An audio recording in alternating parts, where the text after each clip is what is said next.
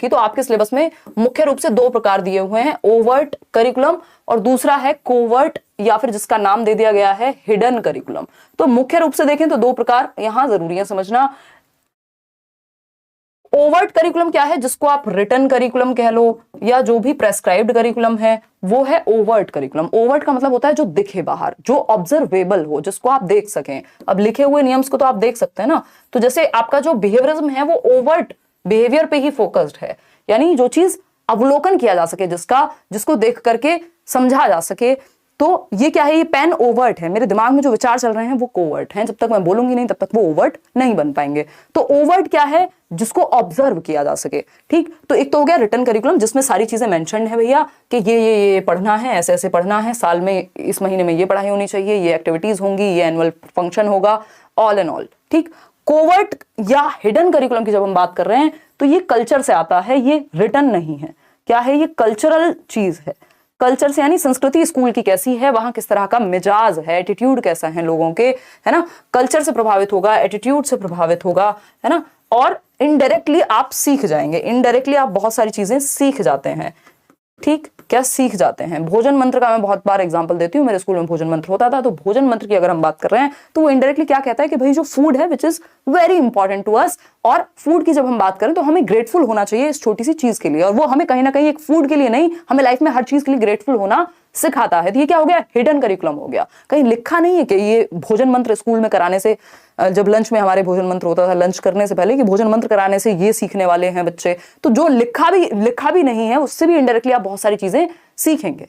ठीक, जो स्कूल में टीचर्स का बिहेवियर है अपने से लैब स्टाफ के प्रति या आसपास के लोगों के प्रति या बच्चों के प्रति, अगर टीचर बच्चों को तुम कह करके ही बोलती है तो उस चीज का भी प्रभाव पड़ेगा। इनडायरेक्टली आप बिहेवियर सीख रहे हैं कि अपने से छोटों से कैसे बात करनी है, या प्रिंसिपल अगर तमीज से पेश आते हैं, बदतमीजी से आते हैं, तो आपको समझ में आ जाएगा अरे हम, अगर कोई व्यक्ति हायरार्की में ऊपर हो तो बदतमीजी भी कर सकता है। तो ये इनडायरेक्ट चीजें हैं जो हम सीखते हैं, उसी को हिडन करिकुलम कह रहे हैं, है ना। चाहे वो हमारी प्रेयर्स के थ्रू हम इनडायरेक्टली बहुत कुछ सीखते हो, ये जो वैल्यू सिस्टम है, हमारी बहुत सारी वैल्यूज और नॉर्म्स हम इनडायरेक्टली सीख लेते हैं जो कहीं लिखे नहीं होते, बट हम कहते हैं ना, एक व्यक्ति है कि अच्छा ये वाले स्कूल से जो बच्चा निकला है, प्रोडक्ट कह देते हैं हम। कई बार हम देखते हैं किसी एक स्कूल से कोई निकला है या वहां से बहुत सारे या तो प्लेयर्स ही निकल रहे हैं, यानी स्पोर्ट्स में जा रहे हैं लोग, या हमें पता है कि यार उस स्कूल से निकले, मतलब ये स्कूल अपने आप में क्या बना दिया, एक ब्रांड बना दिया। क्यों? क्योंकि वहां पे कुछ चीजें कल्चरल होंगी। सिलेबस तो सब जगह सेम ही है लगभग देखें तो वो हिडन करिकुलम बहुत बड़ा रोल वहां प्ले कर जाता है कई बार।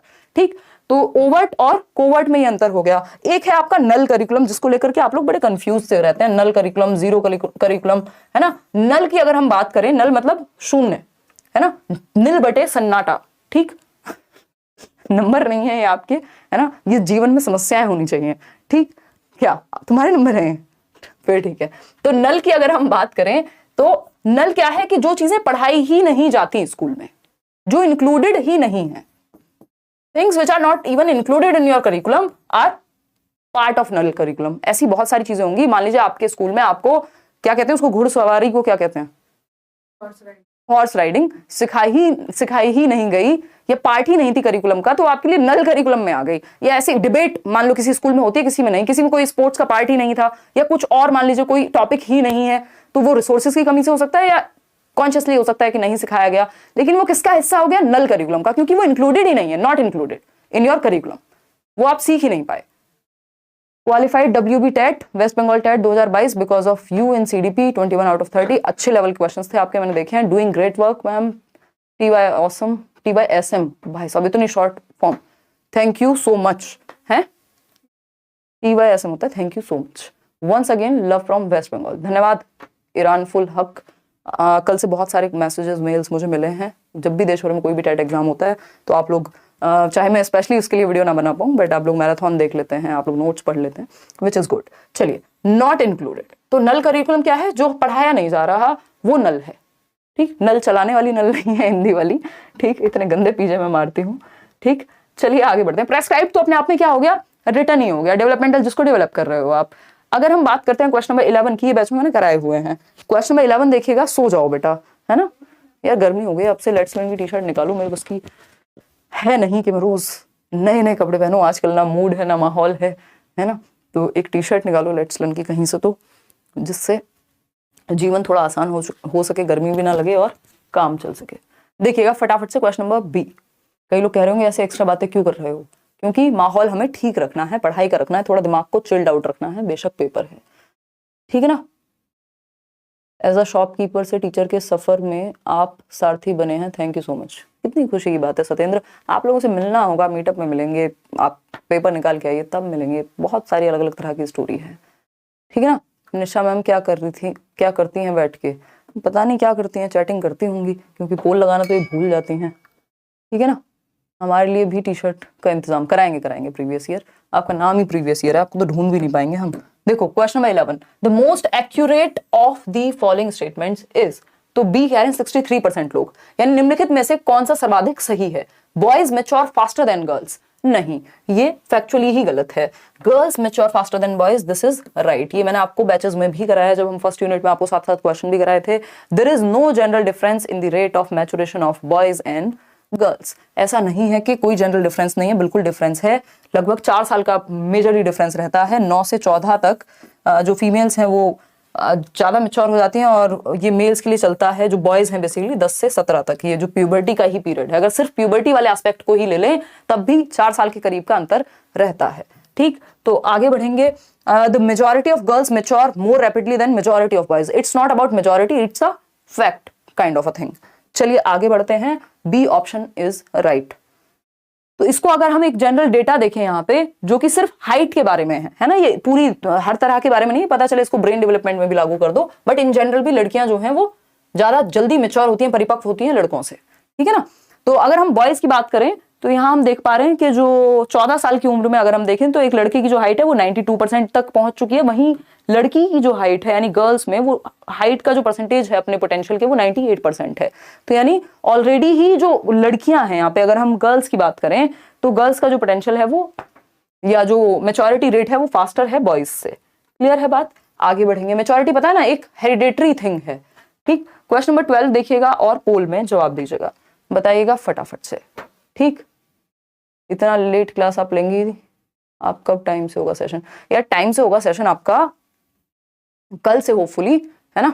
मदर की तबीयत थोड़ी ढीली है, 3 बार जो है हॉस्पिटल से नर्स आती हैं, रूटीन पूरा इधर उधर लेफ्ट राइट सेंटर हो गया, बैंड बज गई है ना। और नींद में आज बहुत दिनों बाद सो पाई हूँ, क्योंकि आज सैटरडे संडे था तो छुट्टी थी दीदी की, और मुझे थोड़ा सा आराम मिल पाया है, ठीक। तो चीज़ें मैनेज करना और फिर सेम माहौल में ही रह करके सारी चीजें करना थोड़ा सा रह जाता है, हो जाता है। द नेम्स ऑफ, कई लोगों को लग रहा है मजाक में यहाँ पे यूट्यूब पे क्लास नहीं हो रही थी थोड़ा डिस्टर्बेंस हो गया था, हो ही जाता है, तो वो एक रीजन रहा। बैचेस में भी 1-2 दिन की, 3 दिन की आई थिंक छुट्टी हुई थी इस दौरान, तो वो सबसे पहली रिस्पॉन्सिबिलिटी अभी के लिए वो थी, और फिर आपको यूट्यूब पे मैं मिल गई हूँ, देखिएगा। तो A option 40%, the names of McClelland, Atkinson and Lowell. अब कई लोग कह रहे होंगे यार ये सिलेबस में नहीं है, ये आपका इसमें से जो ज्यादातर क्वेश्चंस हैं या तो प्रीवियस ईयर में आए हैं, या फिर वो सिलेबस पे बेस्ड है, या फिर तीसरी एक प्रोबेबिलिटी है कि आपके जो मॉक टेस्ट दिया है केंद्रीय विद्यालय ने वहां से हैं। तो अगर सिलेबस आपको डायरेक्टली नहीं भी मिल रही हो चीजें सिलेबस में, फिर भी ये मत सोचिएगा मैं बिना काम के क्वेश्चन कभी नहीं कराती, है ना। देखिएगा क्वेश्चन नंबर आपका 12, एटकिंसन मैक्लीलैंड, तो हम किसकी बात करते हैं? नीड अचीवमेंट की। कितने लोग जवाब सही दे रहे हैं? कोई नहीं दे रहा सही जवाब। ये सोशल मोटिव्स की बात कर रहे हैं लोग, तुक्के लगा रहे हैं। पुराने यूट्यूब वीडियोस भी देख लिए होते तो ये दिन नहीं आते, ठीक। 47% कहाँ गए वो लोग जो कहते हैं कि सारे जवाब सही दे देंगे, फलाने सर से और फलानी मैडम से पढ़े हैं, बहुत ही अच्छी बात है जो कि, बट कहाँ गए? बी ऑप्शन 39% तक पहुंच गए अब आप। नीड अचीवमेंट, ये क्या है? इनकी थियरी है नीड मोटिवेशन की, एक तरह से नीड अचीवमेंट की, reward, expectancy, aspiration, social motives नहीं, ठीक। तो अगर हम देखें need achievement, David McClelland and Atkinson की थियरी है। अब इसको थोड़ा सा जान लेते हैं, क्योंकि पता नहीं केवीएस को इससे थोड़ा सा प्यार है, तो क्या पता वो प्यार आप ही के पेपर में नजर आ जाए। तो अगर हम बात करें नीड अचीवमेंट की या अचीवमेंट मोटिवेशन की, ये दोनों ही टर्म्स इन्हीं से रिलेट करते हैं। नीड अचीवमेंट आवश्यकता, उपलब्धि की आवश्यकता, या फिर अचीवमेंट मोटिवेशन, ये दोनों ही टर्म्स, अचीवमेंट उपलब्धि अभिप्रेरणा कह देते हैं जिसको हम, किससे रिलेट करते हैं? ये रिलेट करते हैं, नहीं वो अलग है भाई, वो ड्राइव रिडक्शन थियरी है क्लार्क हल की, वो नहीं है ये। ड्राइव रिडक्शन थियरी है क्लार्क हल की, कि ड्राइव, जैसे भूख लगी है तो वो हंगर क्या है? ड्राइव है। खाना मिल जाएगा तो वो शांत हो जाएगी, रिडक्शन हो जाएगा उस ड्राइव में। तो आप ड्राइव की वजह से मोटिवेटेड होते हैं। वो CH हल जो है आपके क्लार्क हल, उनकी थियरी है और वो अलग है, ये अलग है। नीड अचीवमेंट की जब हम बात कर रहे हैं तो अचीवमेंट मोटिवेशन हो या नीड मोटिवेशन हो, इसमें 2-3 नाम है। एक तो डेविड मैक्लीलैंड, डेविड मैक्लीलैंड ये एक व्यक्ति हैं। दूसरे हैं आपके एटकिंसन, एक शिफ्रिन भी है बट वो यहाँ इंपॉर्टेंट नहीं है, एटकिंसन।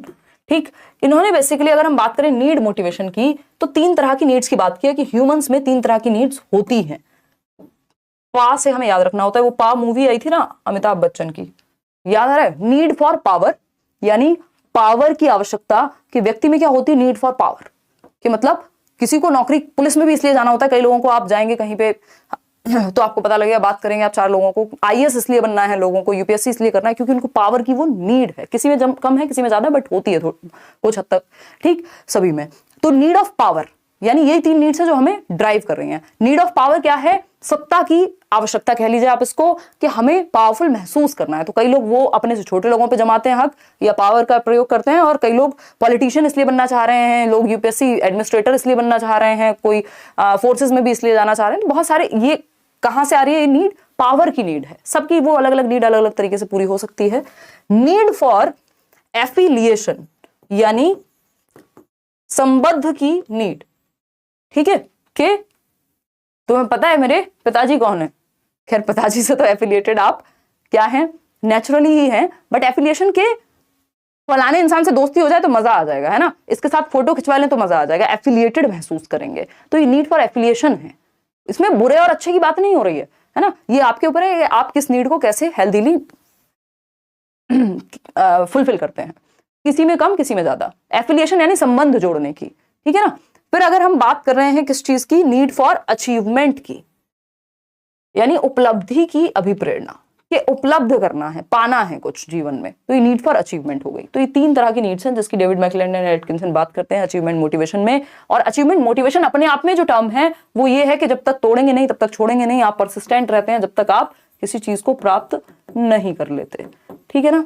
चलें आगे बढ़े, ठीक है। Need for power, need for affiliation, need for achievement.